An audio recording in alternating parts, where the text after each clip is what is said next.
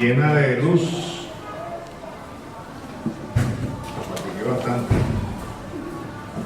La República Dominicana es calurosa por su gente, por su sol y sus playas, que son muy bonitas. Gracias. En verdad yo quiero saludar a los que se encuentran en la mesa de honor, como también los asistentes, amigos todos.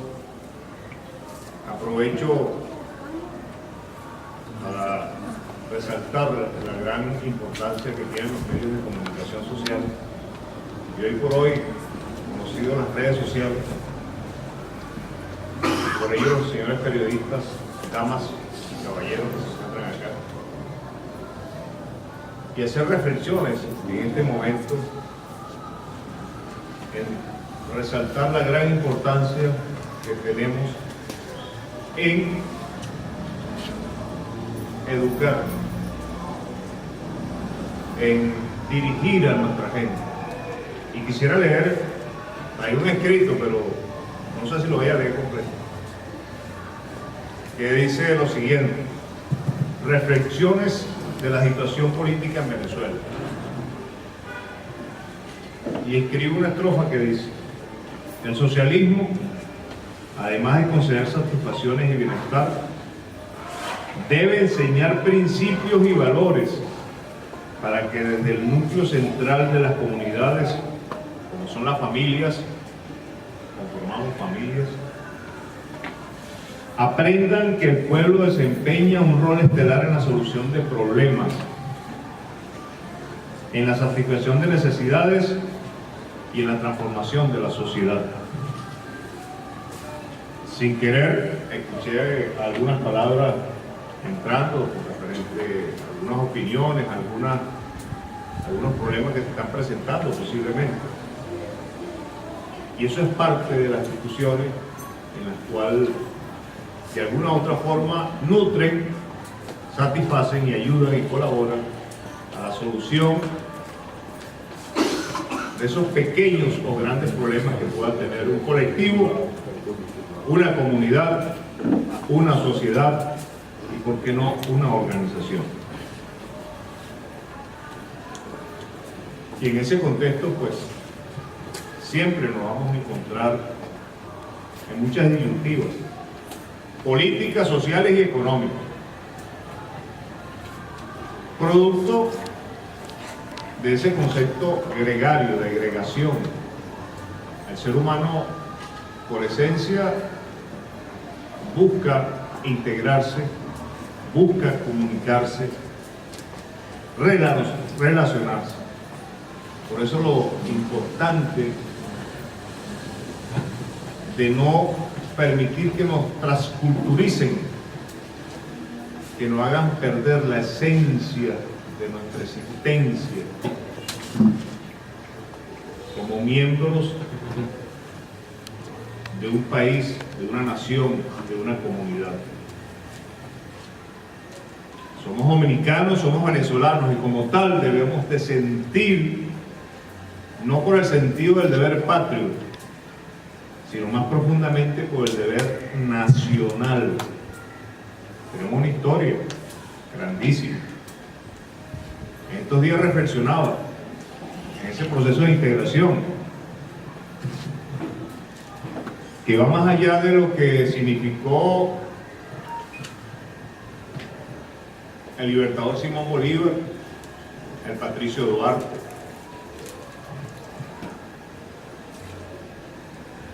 el profesor Don Juan Bosch, Camaño, Chávez, todos esos grandes hombres que de alguna u otra forma cultivaron de manera positiva la política en función de los pueblos, en función de las sociedades, las comunidades, que hoy llamamos colectivos. Y cuando digo más allá de la historia, ya en los años 300, 600, nuestros autóctonos, desde el delta del Orinoco, allá en Venezuela, hasta acá en la Española, había comunicación a través de ese cintillo caribeño. Había una integración en la cual nos permitía intercambiar cultura indígena. Eso es parte de esa esencia y la integración. Cuando hoy pensamos en ello, vemos con mucha tristeza cuando llega la colonización y ya sabemos lo que pasó. Trajo cosas buenas, posiblemente, en su gran mayoría, quizás, pero lo que sí es cierto es que diezmaron a la población autóctona de nuestro pueblo, de nuestro país. Y eso es lo que, de alguna u otra forma, influye en el actuar de nuestros pueblos, de nuestras organizaciones. Ese concepto gregario se convierte ya en una organización política, una organización social, una organización en la defensa de los derechos humanos, y eso trasciende más allá del pensamiento, de la historia misma, porque es una necesidad y un deber del individuo, de la persona, velar por ellos. Y por supuesto no olvidar jamás que tenemos también deberes y derechos. Por ello, la situación en nuestro país se ha venido de alguna u otra forma agravando a través del tiempo por la injerencia, como ocurrió en la época colonial, en nuestra historia contemporánea más aún, cuando hablamos de espacios en el tiempo. Yo voy a traerme lo más rápidamente posible de allá de los años 300, 600 a 1958, 1960. E inmediatamente a los años 80, para buscar una similitud sin olvidar lo demás, con el contexto político de lo que vivimos hoy en día.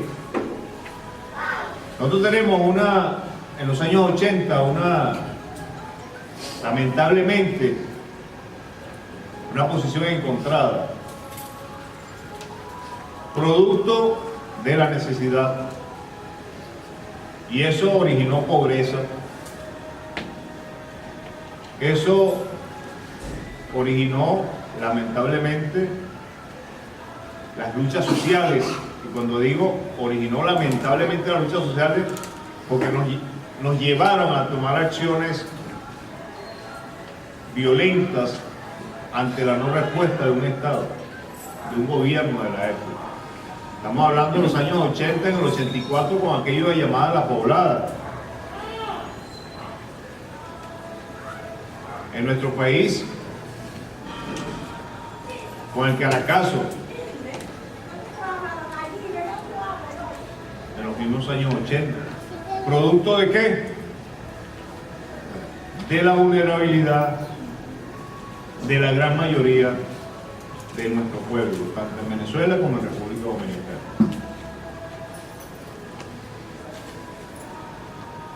Y es por ello que nunca dejamos de trabajar y luchar por lograr nuestros objetivos sociales.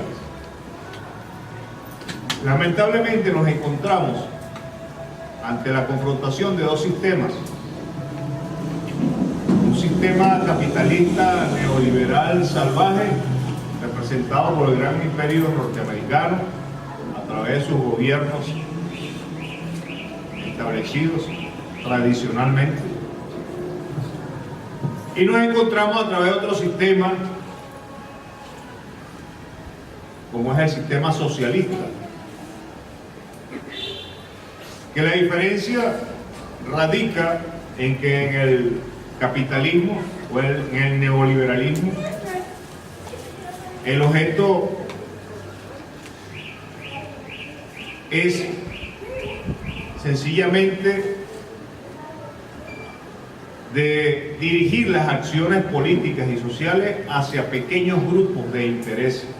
En cambio que en el socialismo es dirigir las acciones del gobierno o del Estado en beneficio de todo el pueblo, a través de la verdadera y mejor utilización de los recursos que posee el Estado para desarrollar o lograr el desarrollo humano de los pueblos. Y en esa diferencia, por supuesto, sale a reducir lo económico.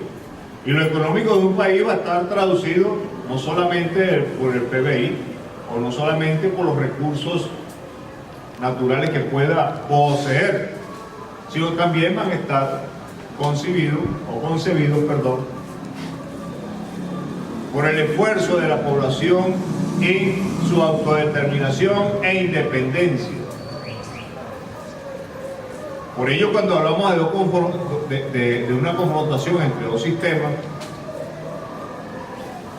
vemos cómo ha ocurrido en Venezuela desde 1998 a la fecha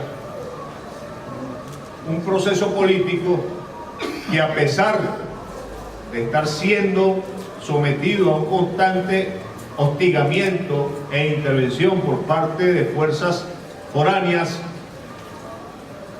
o por un imperio como es el imperio norteamericano o por intereses de grandes corporaciones, a pesar de ello seguimos adoptando acciones de políticas públicas para el bienestar del pueblo, y siempre en defensa contra esos procesos de intervencionismo. En Venezuela, como ustedes lo saben muy bien, se dicen muchas cosas a través de los medios de comunicación, a través de noticias falsas, a través de medias verdades, para predisponer a los pueblos del mundo y, por qué no, también predisponer a la población venezolana. Y contra eso es que debemos estar constantemente alertas, porque si alguien o si algún sistema se ha caracterizado por buscar el beneficio del pueblo, el pueblo somos todos, ha sido un sistema progresista o socialista en ese concepto. Ha sido tan bueno que el ataque ha sido por parte del fascismo, por parte de la ultraderecha, ha sido bestial, como pudiéramos indicarlo, hacia nuestro país, hacia la República Bolivariana de Venezuela. Y está marcado a través de muchos actos. En el 2002 el golpe de Estado, luego el 2003, 2004 un paro nacional, tratar de paralizar la principal industria petrolera del Estado, lo cual lo lograron. Y el presidente Chávez con su pueblo y las Fuerzas Armadas reactivaron a la industria petrolera, levantaron ese paro, producto del concepto progresista o socialista. En la unión está la fuerza, pueblo, Fuerzas Armadas, las milicias.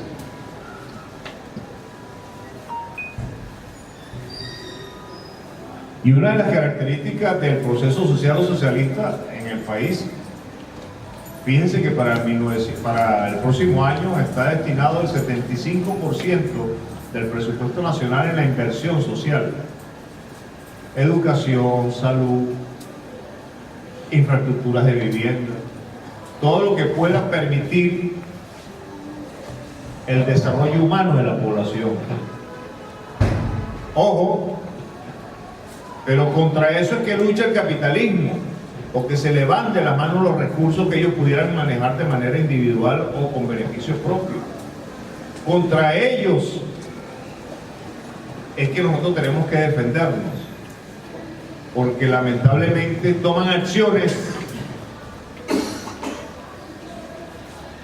para erradicar en aquellos países que hay socialismo, en aquellos países que se han caracterizado por ser progresistas, erradicar aquello que a ellos les impide tomarle o ponerle las manos encima a los recursos naturales o a la riqueza de nuestro país o de nuestros países.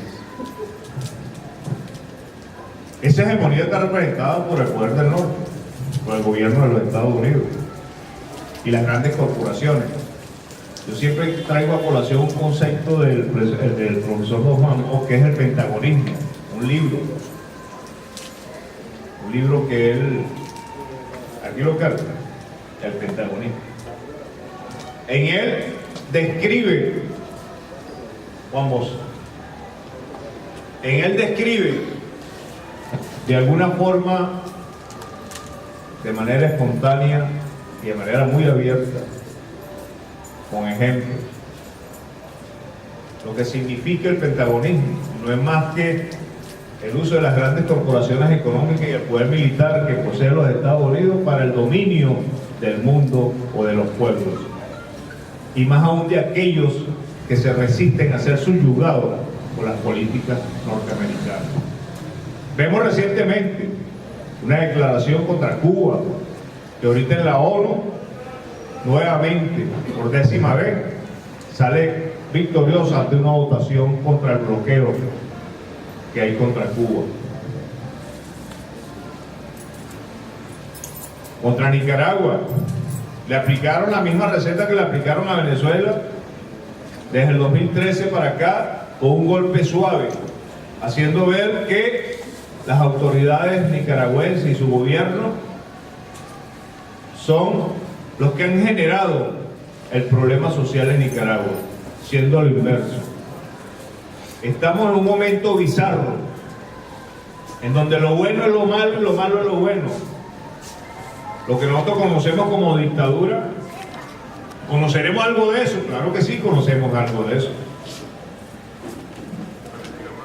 Nosotros hemos tenido dictaduras larguísimas en Venezuela y en República Dominicana. ¿Nos podrán echar un cuento de lo que es una dictadura? No, ¿verdad? ¿Quién nos puede hablar de eso? Ah, no, los Estados Unidos dicen que en Venezuela hay una dictadura, donde ahorita se acaba de entregar la solución habitacional 2.300.000, donde se acaban de inaugurar 3 nuevas universidades, donde la población estudiantil universitaria ya redunda sobre los 3 millones de habitantes,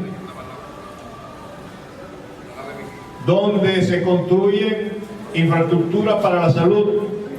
En fin, si eso es una dictadura, entonces ¿qué será? Una democracia. Ah, la democracia que ellos estampan e imponen a los pueblos. No, lamentablemente no es así. Y por eso es que las luchas nuestras, de nuestros pueblos, le hablo como venezolano, han sido siempre en búsqueda de la autodeterminación y, por supuesto, el respeto a la soberanía nacional, como tenemos todos los pueblos del mundo derecho. Porque ello nos va a permitir mantener ese concepto que denominamos los derechos humanos.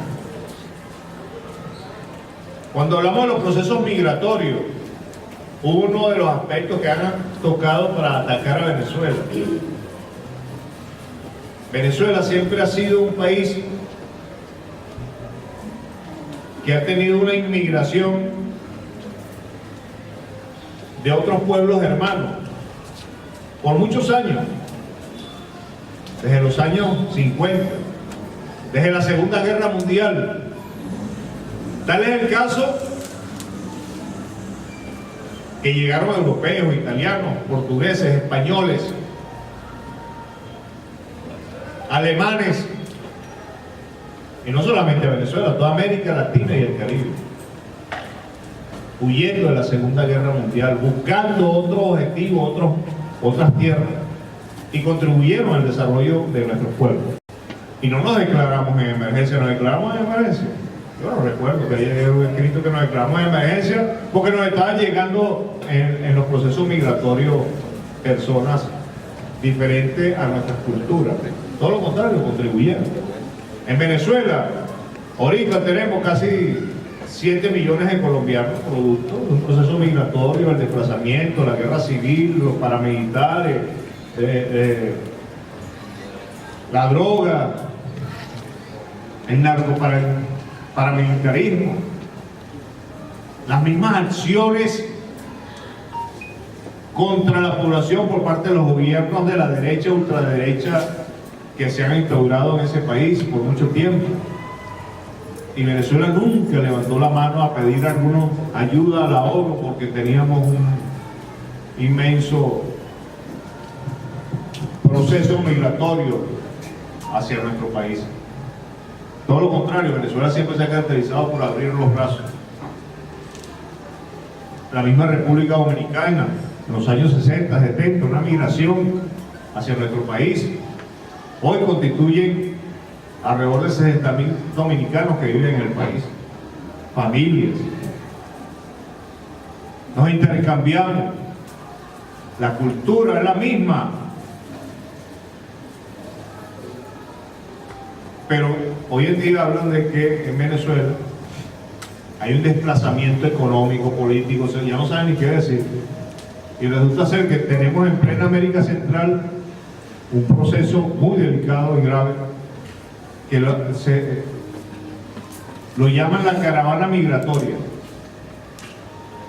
No es que hay una crisis ni que hay un problema humanitario, no, hay una caravana migratoria que va de América Central a, pobrecito, allá a los Estados Unidos,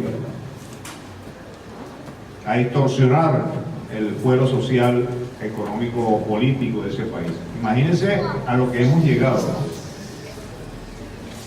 Entonces, hoy por hoy tenemos que defender nuestros deberes y derechos, y los derechos humanos en especial no se pierden. El hecho de que pasemos de un país a otro quiere decir que estamos perdiendo nuestros derechos, no, los mantenemos. Más hay organizaciones internacionales, como ustedes muy bien lo saben, que de alguna otra forma protegen el ser y el deber ser. En cuanto al concepto se refiere, para que los seres humanos de este mundo tengamos nuestros derechos humanos.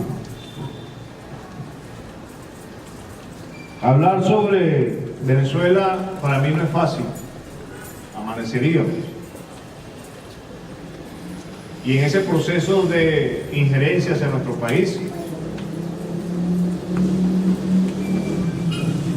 hemos logrado consolidar un sistema socialista en función de la defensa de la soberanía nacional. Les hablé del golpe de Estado del 2002. Ahora les hablo de la violencia desatada en el 2017, generada también buscando en el 2017, no solamente una intervención foránea, sino también buscando que se sometiera el gobierno nacional y, de alguna manera, colocar otro tipo de gobierno. Pero no lo lograron. Vino el presidente Nicolás Maduro y dirigió la Constitución de la República Bolivariana de Venezuela,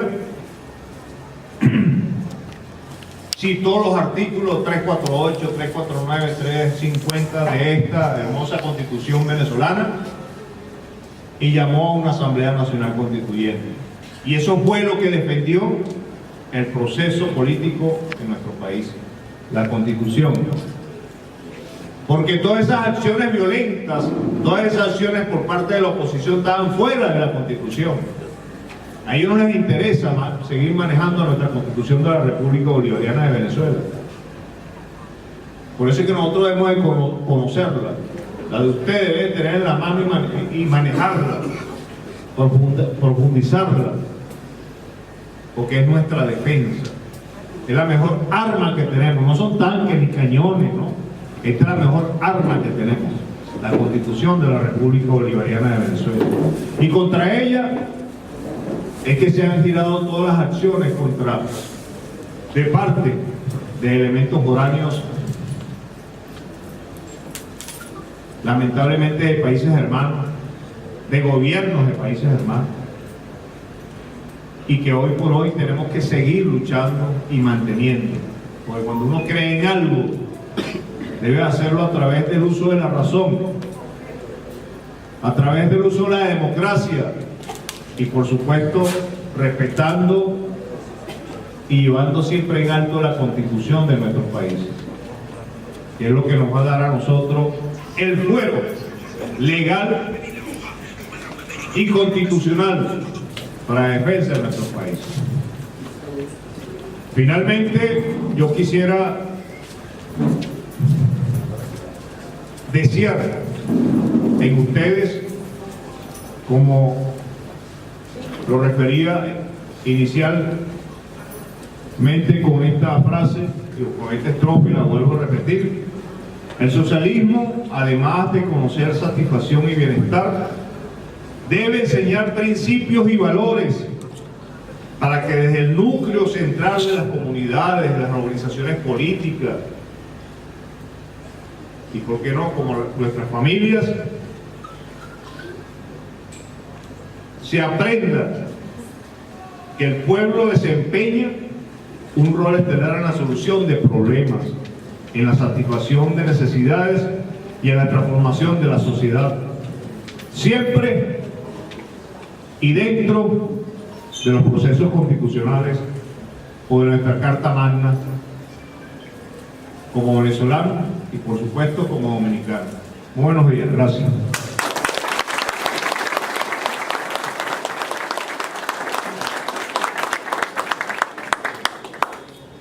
Sí, los amigos de la prensa y amigas quieren hacer preguntas, señor embajador.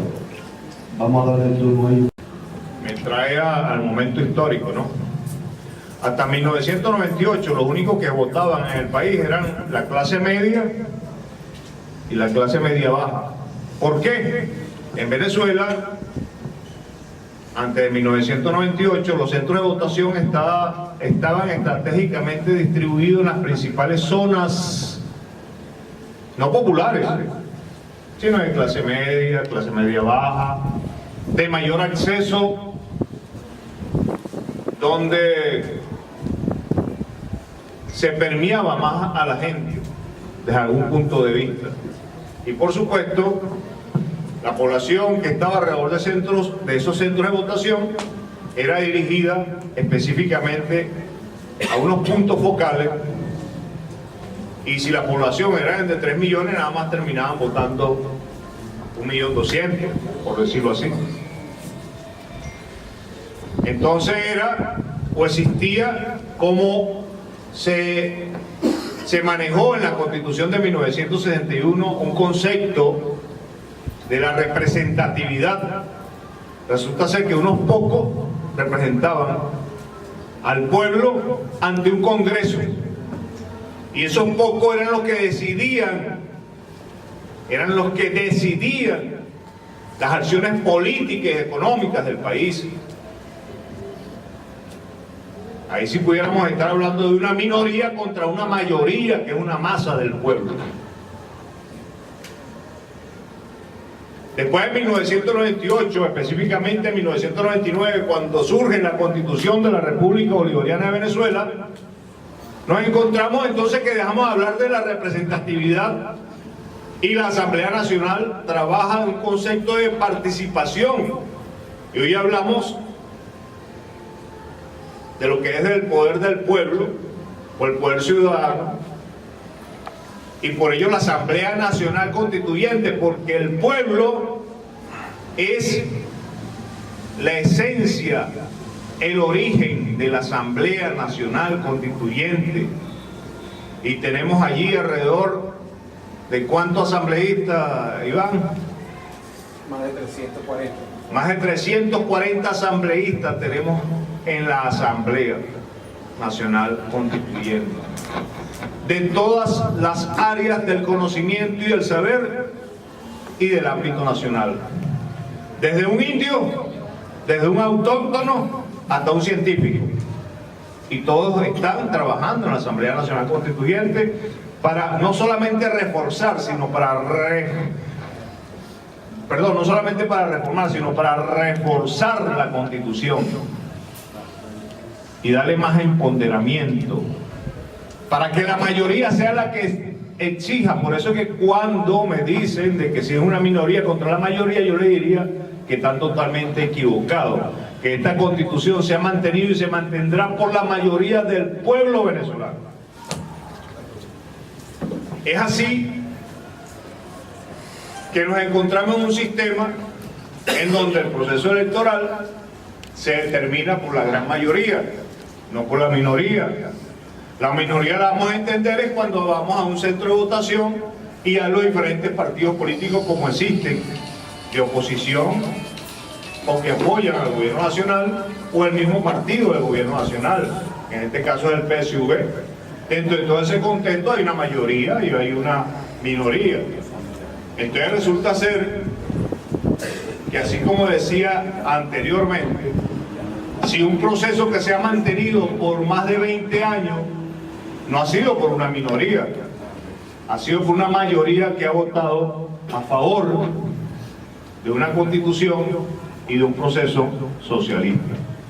Embajador, pero aún así hay muchos nacionales venezolanos. No, pero escúchame, yo quería ayudar con una información. Primero, República Dominicana tiene 11 millones de habitantes.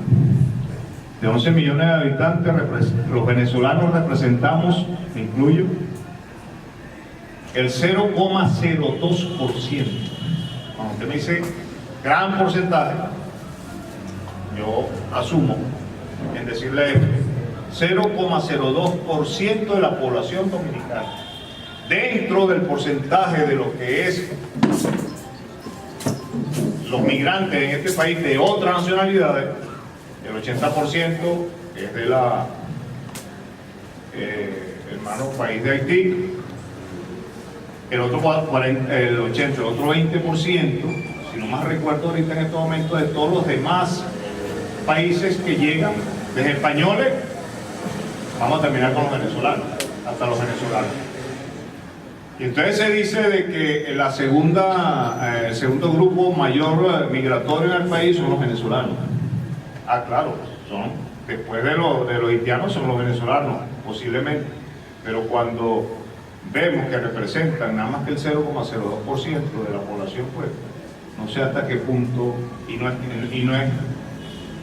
no es querer hacer comparaciones, sino que muchas veces las noticias, y al cabo, si ustedes se recuerdan cuando inicialmente hablaba de la responsabilidad de los medios, tratan de llevar y de generar el proceso migratorio de nuestro país como un proceso que está totalmente en crisis. Cuando usted me dice sobre el sentido de las acciones migratorias que deben de tomar los países, les recuerdo que eso es una acción totalmente de responsabilidad unilateral de un Estado. El Estado es el que debe tomar las acciones.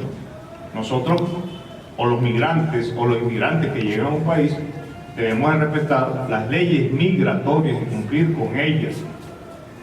Los venezolanos que llegan acá, y las venezolanas, que por cierto ayer salieron para Venezuela 91 venezolanos en el plan Vuelva a la Patria, que es un plan el cual se convirtió en ley con la finalidad de ayudar a todos aquellos venezolanos al retorno a nuestro país, como ha ocurrido de Ecuador, como ha ocurrido de Perú, de la misma Colombia, de Brasil. Ya acá llevamos 2 planes Vuelta a la Patria, sumando 181 personas que han retornado al país por diferentes problemas. En ese contexto hay que respetar los procesos migratorios de los países, y quien decide y da la última palabra es el país receptor, en este caso República Dominicana.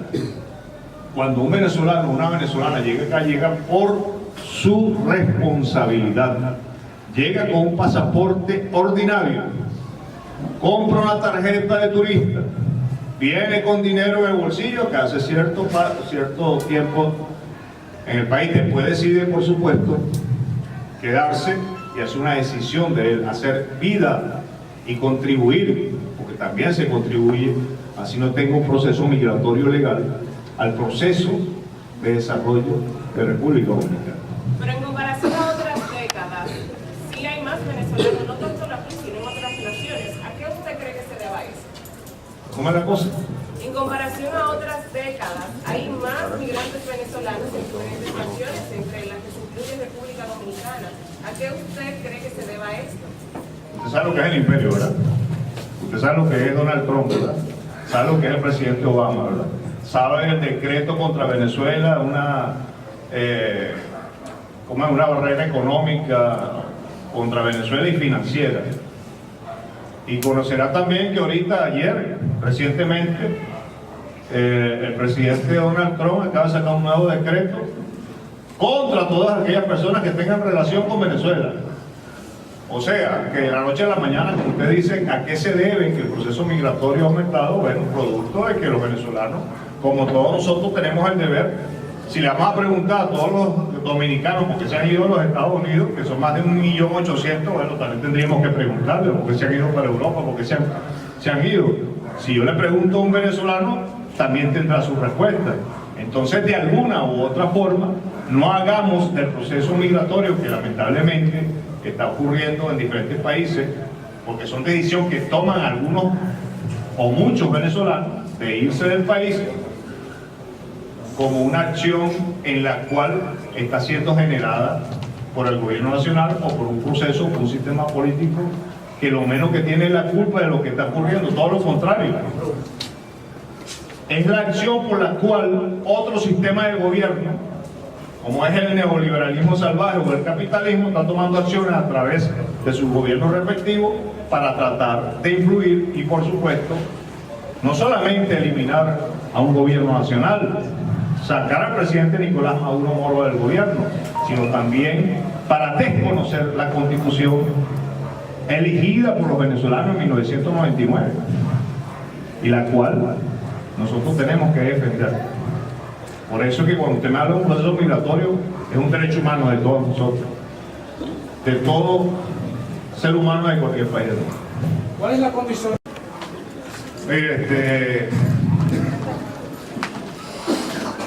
Los dirigentes políticos en mi país hablan y hablamos que hay aproximadamente un voto duro, lo que se llama un voto duro, y que se ha mantenido históricamente entre 6 y 7 millones de venezolanos. Si eso no te puede decir lo que significa el chavismo en nuestro país, pues tendríamos que sentarnos y hablar profundamente de lo que significó el Fondo Monetario Internacional en 1989.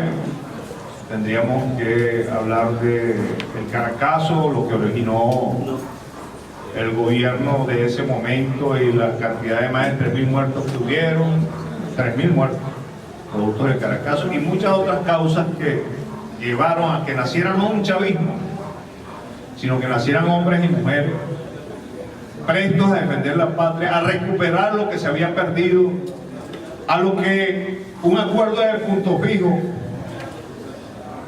de 1968, que nunca se llevó a cabo, desfeneció, se convirtió sencillamente en una harta de malsanas personas que se robaron las riquezas de un país. Y por ello llegamos a 1989.